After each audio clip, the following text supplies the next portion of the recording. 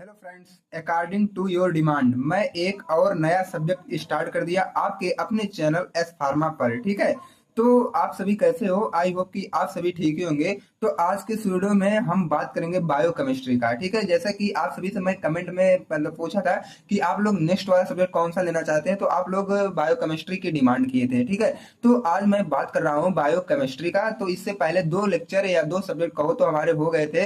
एक था हमारा पैथोफिजियोलॉजी और एक है एचएपी। ठीक है, आज हम लोग थर्ड सब्जेक्ट की बात कर रहे हैं, तो यह है बायोकेमिस्ट्री। बायोकेमिस्ट्री में आज हम लोग कवर करेंगे अपना यूनिट नंबर 1 के कुछ टॉपिक्स हैं। तो यूनिट नंबर 1 देखो, ये हमारा है सिलेबस बायोकेमिस्ट्री का। और यहाँ पे यूनिट नंबर 1 में आपको पढ़ना है एक चैप्टर आपका बायोमॉलिक्यूल्स है, एक चैप्टर आपका बायो एनर्जेटिक्स है। ठीक है, तो यूनिट नंबर 1 में आपको दो चैप्टर मिलेंगे, एक बायोमॉलिक्यूल एक बायो एनर्जेटिक। तो आज हम बात करेंगे बेसिकली बायोमॉलिक्यूल्स में। इसमें हमारा इंट्रोडक्शन चलेगा, क्लासिफिकेशन चलेगा, chemical nature and biological role of carbohydrate. ठीक है, पढ़ना है आपको लिपिड का भी, न्यूक्लिक एसिड का भी, अमीनो एसिड का भी, प्रोटीन का भी। ठीक है, लेकिन इस एक वीडियो में आज हम कवर करेंगे केवल कार्बोहाइड्रेट का और आपके सब्जेक्ट के बारे में पूरा इंट्रो चलेगा। ठीक है, जैसा कि ये सब्जेक्ट है बायोकेमिस्ट्री, तो इसके बारे में थोड़ा सा इंट्रो लेना जरूरी है। बाकी मैं आगे अभी मैं आपको पूरा बता दूंगा कि क्या है, कैसा है, कार्बोहाइड्रेट वगैरह ये सब क्या होते हैं। टोटल जानकारी आज आपको एक ही वीडियो में मिल जाएगी। वीडियो थोड़ी सी लेंथी होगी और कंटेंट इसमें भर भर के मिलेंगे। वीडियो के लास्ट तक आप लोग पेशेंस बना के रहिएगा, नहीं तो आप लोग यही बोलोगे सर समझ में नहीं आया।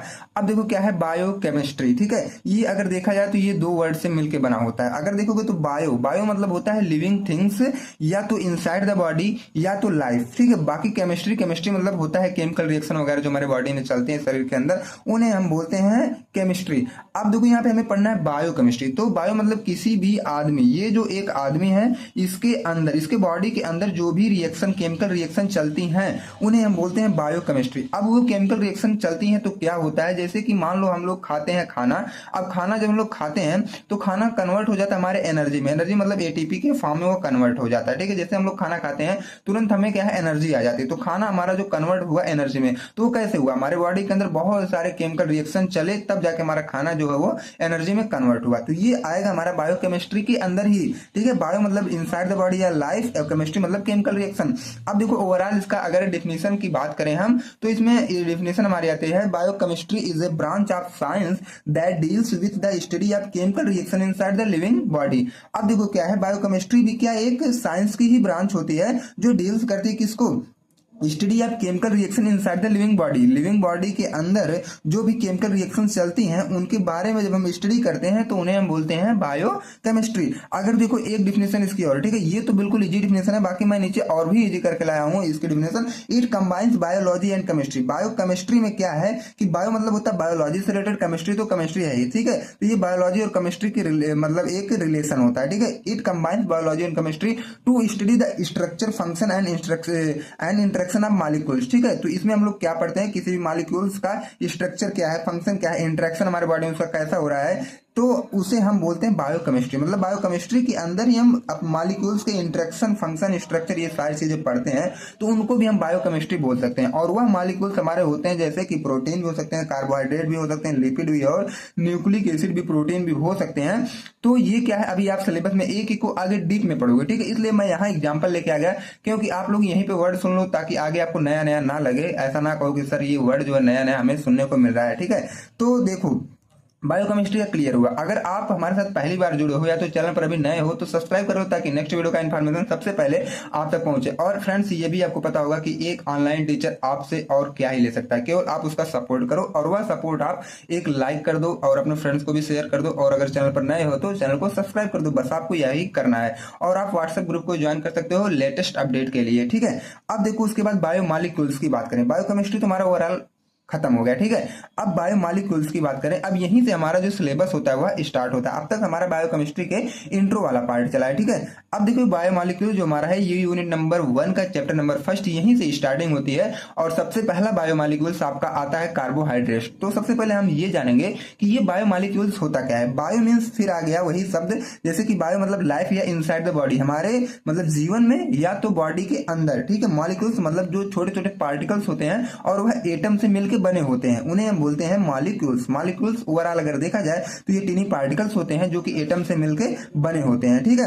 अब देखो these are tiny particles which are made up of atom. ये क्या है, एक छोटे छोटे पार्टिकल्स होते हैं जो कि एटम की हेल्प से बने होते हैं। It also called building blocks of life. अगर देखोगे ना तो ये मॉलिक्यूल्स को ये भी बोला जाता है बिल्डिंग ब्लॉक ऑफ लाइफ। जैसे कि एक एक ईंट जोड़ के तब जाके हम लोग एक रूम बनाते हैं, ठीक है। तो वैसे क्या होता है कि छोटे छोटे मॉलिक्यूल्स बनके तब हमारी पूरी लाइफ बनी होती है। जैसे सेल नहीं होता है तो अभी सेल एक मॉलिक्यूल्स होता है, टिनी पार्टिकल्स ही होता है जो मतलब एक एक सेल ऐड होकर तब हमारी पूरी बड़ी सी बॉडी बनती है। तो वैसे हमारा मॉलिक्यूल्स होता है, ठीक है। उसको आप बिल्डिंग ब्लॉक ऑफ लाइफ भी बोल सकते हो। उसके बाद दो देखो नेक्स्ट वाली पॉइंट आती है, biomolecules involve in chemical reaction occur inside living beings. अब देखो क्या है, लिविंग थिंग्स के अंदर कुछ हमारी रिएक्शन भी चलती है ना, उनमें क्या होता है बायोमॉलिक्यूल्स ओवरऑल इन्वॉल्व होता है, ठीक है। अब देखो बायोमॉलिक्यूल्स जैसे हमारा वही होता था, कार्बोहाइड्रेट है, प्रोटीन है और न्यूक्लिक एसिड, ठीक है। तो जब हमारे बॉडी में केमिकल रिएक्शन चलती है तो ये बायोमॉलिक्यूल्स भी उसमें इन्वॉल्व हो जाते हैं। एग्जाम्पल या टाइप्स की बात करें बायोमॉलिक्यूल्स का तो वो कार्बोहाइड्रेट है, लिपिड है, अमीनो एसिड है और न्यूक्लिक एसिड है। कभी कभी अगर 2 मार्क्स में आपको पूछेगा आप बायोमॉलिक्यूल्स बताओ और उसका एग्जांपल, तो आप पहले क्या करेंगे, इसका डेफिनेशन बताएंगे, उसके बाद example carbohydrate, lipid, amino acid, nucleic acid बता देंगे। अगर आपसे कभी टाइप पूछता है तो carbohydrate, lipid, amino acid, nucleic acid ये भी इसका टाइप भी हो सकता है, ठीक है।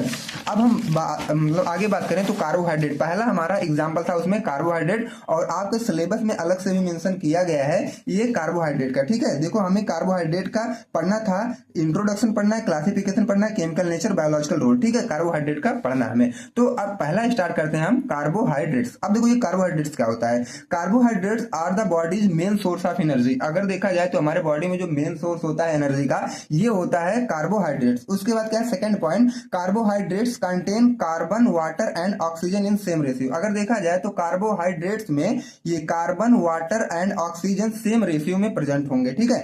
उसके बाद देखो carbohydrates also known as carb. अब देखो ये जो कार्बोहाइड्रेट है आप इसे दूसरे नाम से भी जान सकते हो जैसे कि कार्ब, ठीक है। अगर कहीं वर्ड कार्ब आ जाता है तो आप लोग तुरंत एनालाइज कर लीजिएगा कि हमें कार्बोहाइड्रेट्स के बारे में ही पूरी जानकारी लिखनी है, ठीक है। वहां पे आप लोग डाइवर्ट ना होइएगा। अब देखो जो मतलब नेक्स्ट वाली पॉइंट आती है, general formula of carbohydrates are CN, फिर उसके बाद ब्रैकेट में H2ON, उसके बाद ब्रैकेट बंद फिर N आ जाता है, ठीक है। ये हमारा जनरल फार्मूला कार्बोहाइड्रेट का।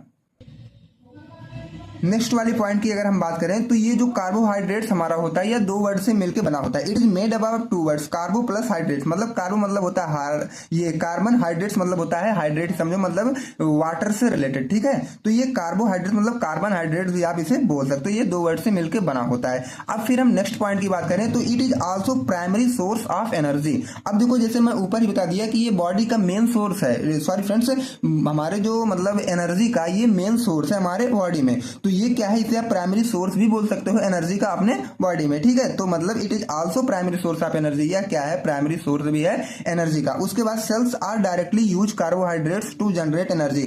और जो हमारे बॉडी में सेल्स प्रेजेंट होते हैं, ठीक है, वो क्या करते हैं कार्बोहाइड्रेट का डायरेक्टली यूज करते हैं एनर्जी के लिए। मतलब जैसे एनर्जी का फॉर्म अगर देखो तो ना ATP आएगा। ATP अभी आगे आपको बायोकेमिस्ट्री में ओवरऑल अगर देखोगे ना तो यूनिट नंबर 1 से लेकर 5th यूनिट तक ये ATP आपको हमेशा मिलेगा, छोड़ेगा नहीं आपका साथ ATP, ठीक है।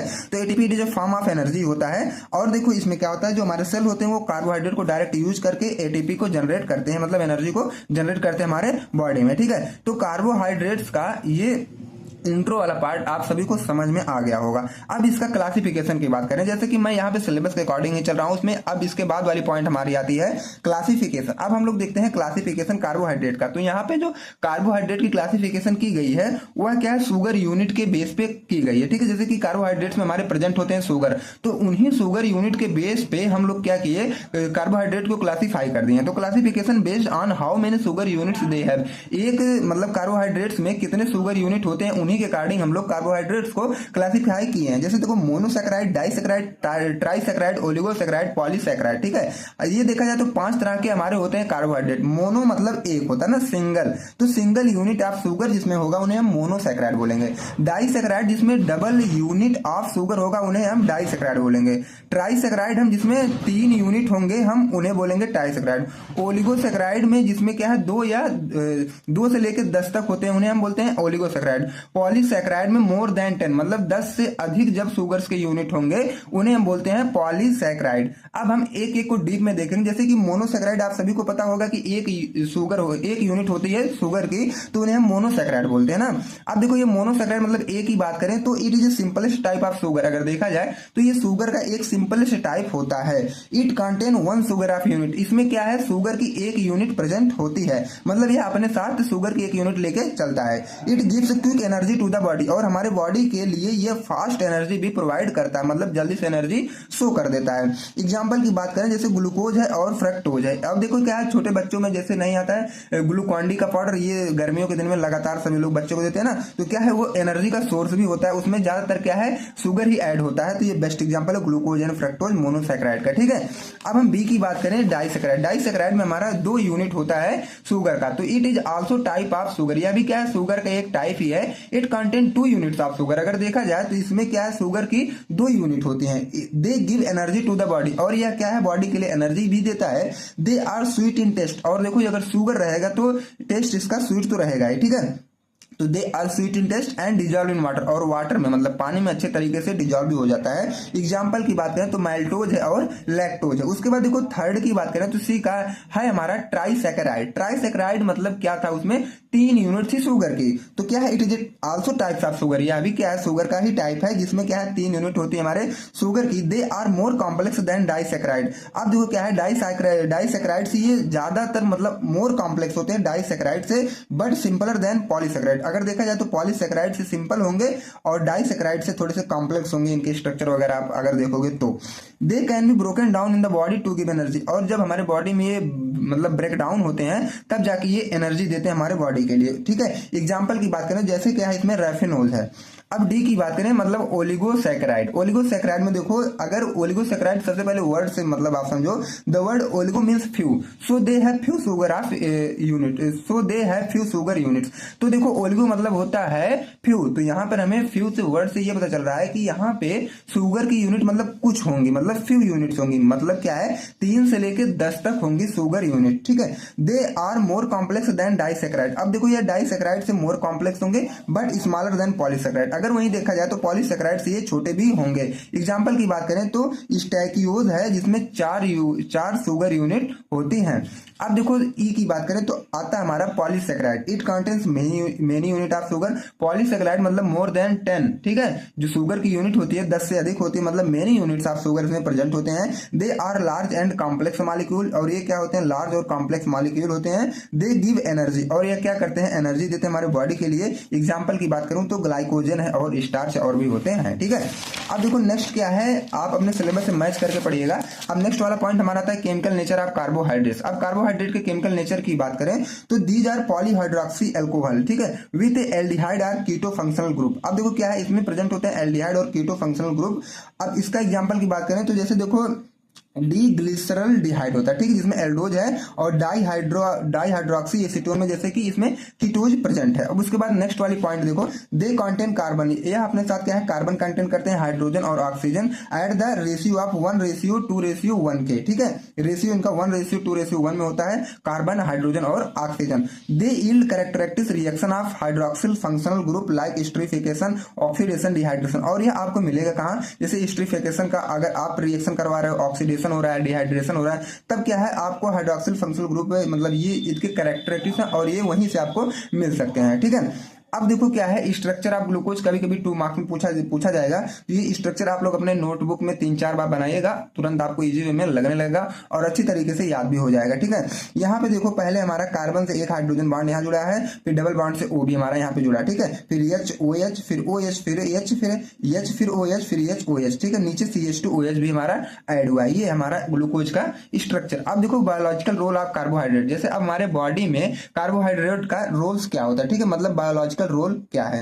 Carbohydrates are the main source of energy for the body. ये तो सभी को अब पता ही हो गया होगा क्योंकि स्टार्टिंग में सब मैं सारा डाउट क्लियर कर दिया हूं कि जो कार्बोहाइड्रेट होता है वो हमारे बॉडी के लिए एक एनर्जी का काम करता है, ठीक है। उसके बाद हमारे बॉडी का जो स्ट्रक्चर है उसको भी थोड़ा सा ये सपोर्ट करता है। They help in the breakdown of fatty acids and prevent ketosis. अब देखो क्या है फैटी एसिड को ब्रेक डाउन करने में भी यह हेल्प करता है और कीटोसिस को भी यह क्या है रोकता है, ठीक है। कीटोसिस एक डिजीज है और उसको रोकता है। It helps in the control control of blood glucose, और देखो क्या है, ब्लड में ग्लूकोज के लेवल को ये कंट्रोल करता है और इंसुलिन के मेटाबॉलिज्म को भी ये कंट्रोल करता है। Carbohydrates help in cell communication, और सेल कम्युनिकेशन में भी कार्बोहाइड्रेट्स हमारा हेल्प करता है, और यह ओवरऑल देखा जाए तो डाइजेशन में भी हेल्प करता है हमारा, ठीक है। तो हमारा जो कार्बोहाइड्रेट्स का पूरा मैटर था और बायोकेमिस्ट्री जो ये आपका सब्जेक्ट था, इसका इंट्रोडक्शन और कार्बोहाइड्रेट्स का introduction, classification, chemical nature, biological role of carbohydrate, ये सारी चीजें कवर हो चुकी, ठीक है।